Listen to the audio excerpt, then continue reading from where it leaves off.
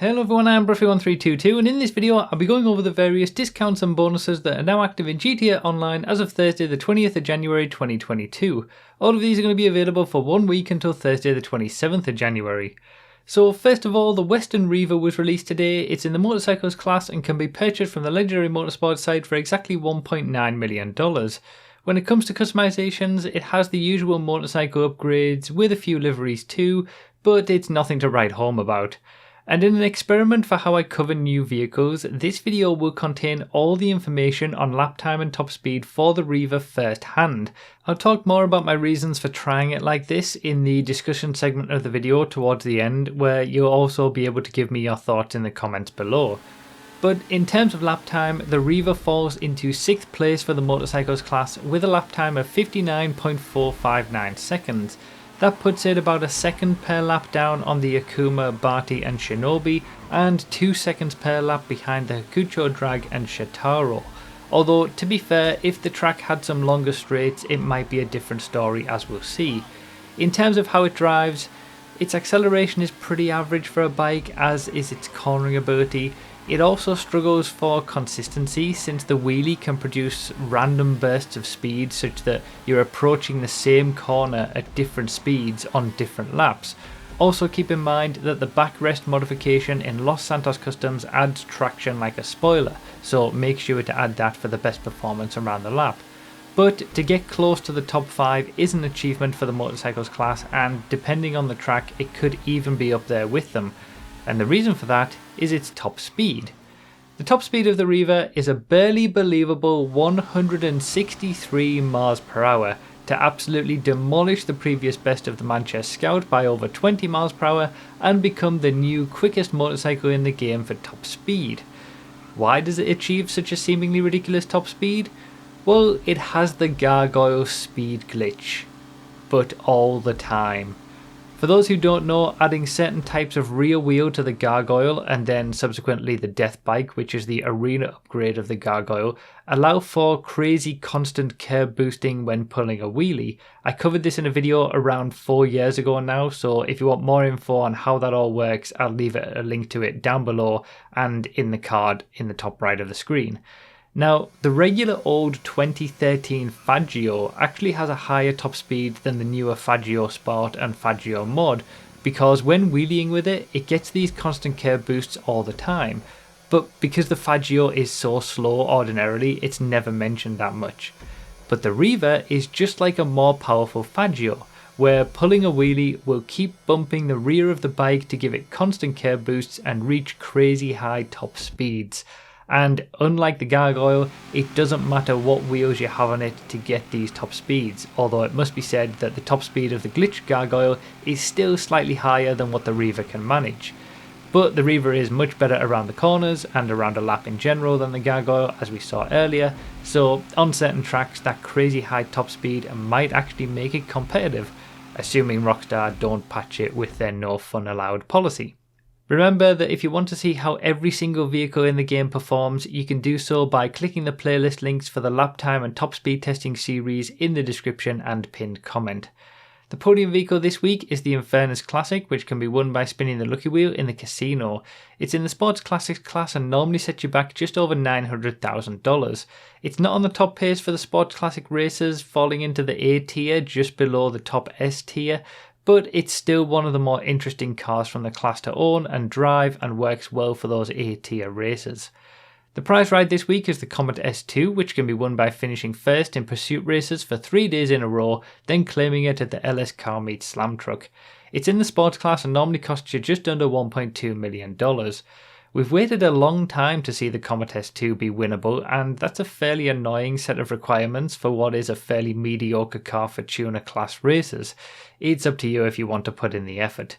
The premium race this week is Muscle In, which is an old style lap race in the city for the muscle class.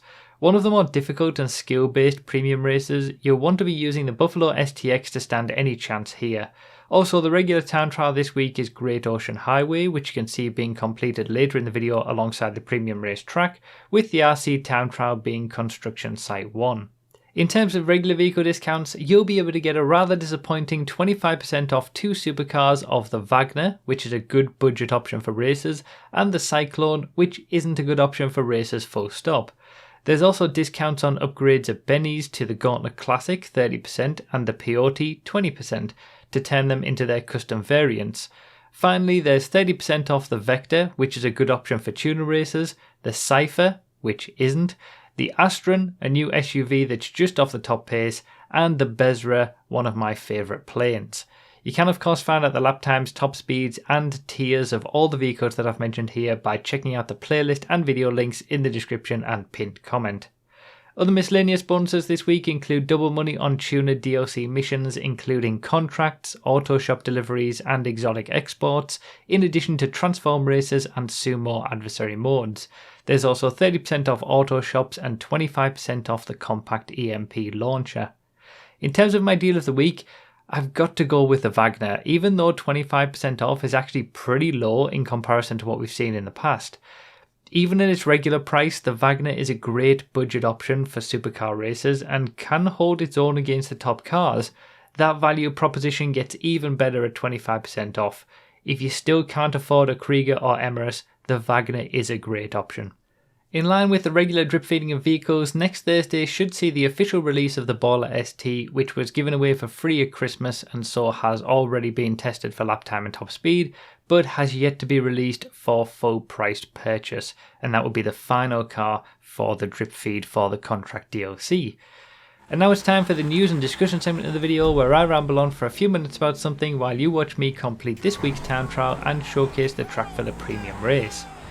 So yeah, a very new way of doing things this Thursday. There's been a wide variety of reasons why I've decided to do it now. It's the last in the drip feed of vehicles. I only had this idea to do this not too many weeks ago, so it could only have been the last few, and I thought also with it being a motorcycle and the last vehicle that I need to test, it's kind of the perfect time to try this out.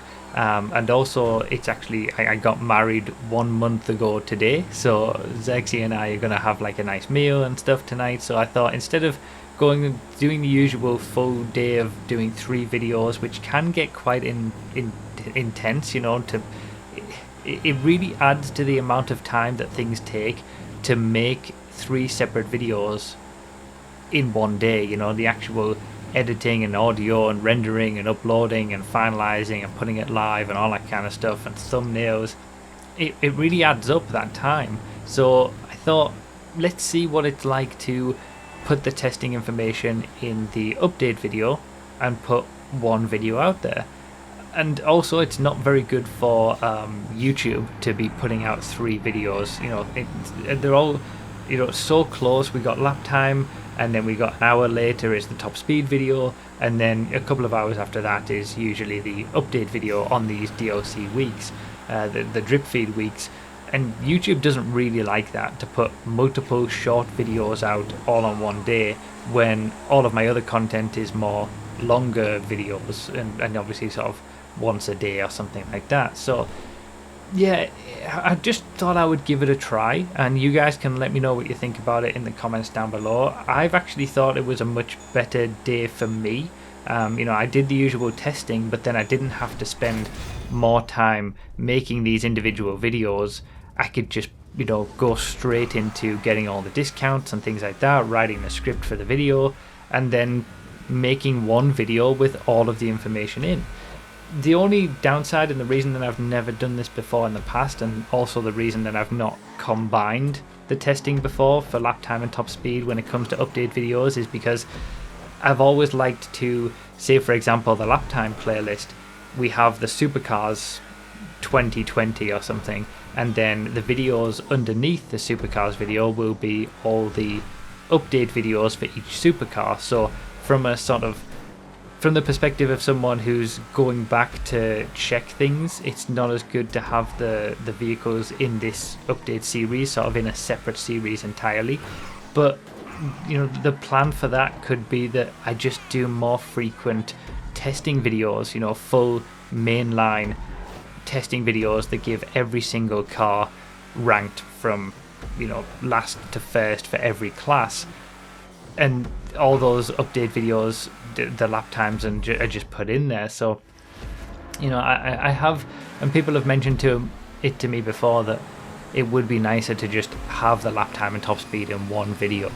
And since I'm doing these update videos already, I just thought I would give it a go. You know, you've got one video that gives you a full picture of the performance, lap time and top speed. It's very easy to miss when there's sort of 3 short videos every, you know, on a Thursday. You see the lap time video, you miss the top speed video, or vice versa.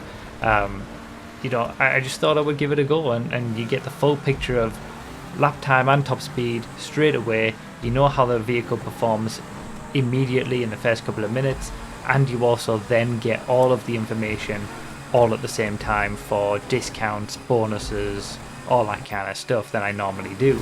And generally, the way that it will probably work, it's been a little bit later than normal this time because it's the first time that I've done it, but subsequent weeks, if I was to do this, would be certainly a lot quicker. It'll probably work out that you'll get all the information sooner. You know, you would have been waiting until maybe 4 or 5 o'clock for the discounts video, whereas the lap time and top speeds you've gotten at about the same time. So, I just think it might be the better way to do it, honestly. But, you know, I'm conscious of what you guys think. If you prefer me to have a lap time testing video and then a top speed testing video and then the discounts video on these Thursdays when there's cars being released. Obviously, we're not going to have a new vehicle released, and I'm going to be testing on the Thursday for a while now, so I can take all your feedback that you give me in the comments, digest it, and figure out what I'll do for the future. But I am conscious of what you guys think, so please do let me know in the comments what you think about putting in the testing in these update videos like this. And before someone mentions it, yes, it will probably mean less income for me on these Thursdays, because 3 videos, you'll get more income from 3 videos than 1 video, but I've never been about that anyway on this channel. I'd rather just, you know, make it as easy as possible for people to get what they want, and I think 1 video rather than 3 is a better way to do it. But yeah, we'll see what you guys think, and let me know in the comments, and I'll give it some thought until we get future drip feed vehicles, whenever that might be, whether it's on expanded and enhanced after that is all released, or that'll get delayed and we'll get another DLC beforehand. Who knows at this point? Rockstar don't tell us anything. So yeah, like I said, let me know all your thoughts down below in the comments. Thank you guys so much for watching. Thanks for all the support. Hopefully this has been a good video and it's been helpful. And yeah, that Riva, what a performance. Crazy. It also allows me to ramble on a bit more in this discussion segment of the video about the vehicle that I've just talked about. I usually do that on these update videos, and I usually ramble a little bit about the performance of whatever I've tested in the testing videos, but now at least you would have the testing at the first part of the video for me to then talk about, rather than, you know, it being in separate videos. But I don't know. You guys tell me what you think. As usual, I'll be back with another video just like this next Thursday, the 10th of February, where we'll go through everything that's changed once again. Feel free to subscribe and turn on notifications so you don't miss it. Thanks a lot for watching, everyone, and I'll see you next time.